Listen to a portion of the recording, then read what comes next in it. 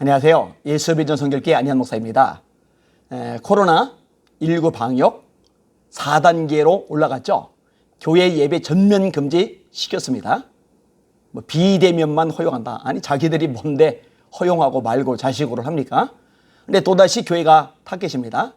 아니 그러면은 홈플러스도 그렇게 해야죠. 이마트도 그렇게 해야죠. 롯데마트도 그렇게 해야죠. 신세계백화점, 롯데백화점, 수많은 백화점들도 그렇게 해야죠. 왜 교회만 이렇게 달달 볶습니까?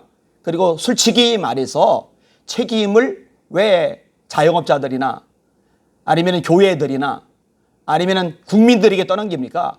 사실은 정치인들이 잘못했잖아요. 더불어민주당이 잘못했잖아요. 문재인 정권이 잘못했잖아요. 제대로 역할, 방역 조치를 못하니까 요 모양 요 꼴이 된 거잖아요. 그 책임은 누가 집니까? 그러면은 대통령이와 장차관들, 이 고위직 공무원들이 자기 월급 20% 30% 우리 삭감하겠다 아니면 반납하겠다 이런 태도를 보이거나 국회의원들도 우리 20% 30% 삭감하겠다 줄이거나 이런 태도를 보여야죠. 왜 국민들만 손해를 감내해야 되고 왜 국민들만 고통을 겪어야만 합니까? 말이 되지를 않습니다. 신규 확진자가 연일 1200명대를 기록했죠. 그러다가 1275명까지 나왔어요. 정은경 질병관리청장이 상황 악화 시 2100명대까지 늘 수 있다 이렇게 전망을 했다고 그래요. 근데 이 책임을요 정부가 져야 됩니다. 작년 8월에 기억하십니까? 설레발 쳤죠? 코로나 잡는다고 잡힌다고 그러면서 소비 쿠폰 내보냈어요.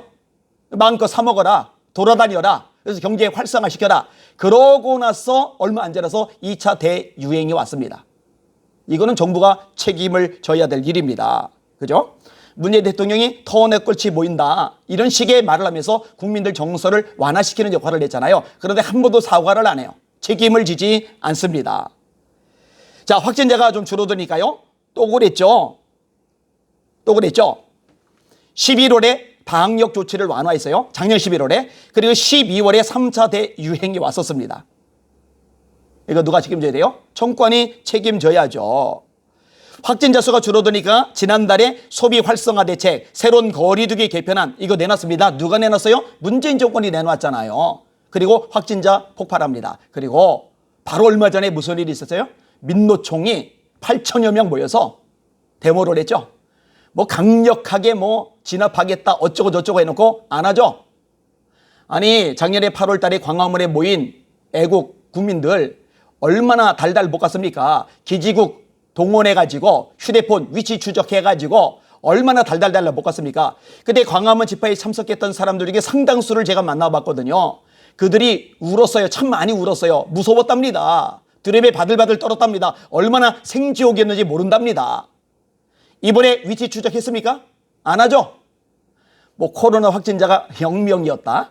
그래서 민주노총에서는 코로나 확산하고 자기들하고 연계를 시키면 책임을 묻겠다. 협박해요. 어디 국민을 협박합니까? 아니 제대로 검사를 했어요? 역학조사 제대로 했어요? 아니 검사를 제대로 안 하니까 확진자가 0명이 나오는 거지. 요즘에요 누구를 검사하든 수백 명 검사하면은요 그중에 잠복했던 사람 몇 사람이라도 양성이 나오게끔 되어 있어요. 8,000명이나 모이는데 다 전수조사하면은 몇 명이 안 나오겠어요? 근데 제로라고요? 0이라고요? 말이 됩니까? 그걸 누가 믿어요? 이 부분에 대한 책임은 누가 집니까? 그 당시에 노영민 비서실장이 그랬었나요? 살인자라고 광화문에 모인 사람들 주동자를 살인자라고. 그럼 이번 민노총을 향해서도 그런 목소리를 내야죠. 왜 안 내요? 이 책임을 누가 져야 됩니까? 전문가들이요 그동안 델타 변이 바이러스 확산세가 심상치 않다. 방역의 고삐를 당겨야 된다 이랬어요. 그런데 청와대가 무시한 거예요. 더불어민주당이 무시한 거예요. 그래 놓고 이제 또 대유행 오게 된다고 호들갑을 떨면서 교회를 압박하는 거죠. 예배를 짓밟아 버리는 거죠. 안타깝게도 교계에서는 또 제대로 목소리를 못 내고 있어요. 왜 이렇게 저자세인지 왜 이렇게 꼬리를 내리는지 왜 이렇게 예배를 해서 목숨 건 싸움을 걸지 못하는지 참 안타깝고 속상한 지경입니다.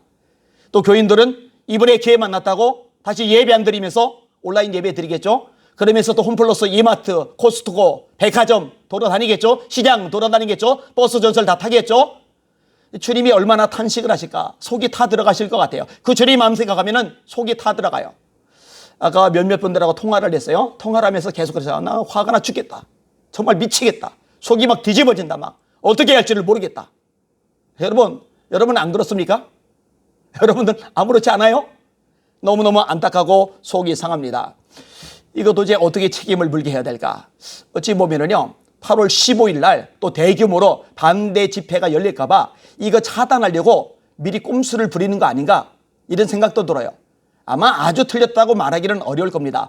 어차피 확진자 수라고 하는 거는요, 검사 개체 수가 얼마 되느냐에 따라서 그 숫자가 늘었다 줄었답니다. 정확하게 발표를 하려면은 이번에 몇 명을 조사했고 몇 명이 나왔고 퍼센테이지로 따질 때 몇 퍼센트다 이러면 정확한데 몇 퍼센트인지 알 길이 없어요.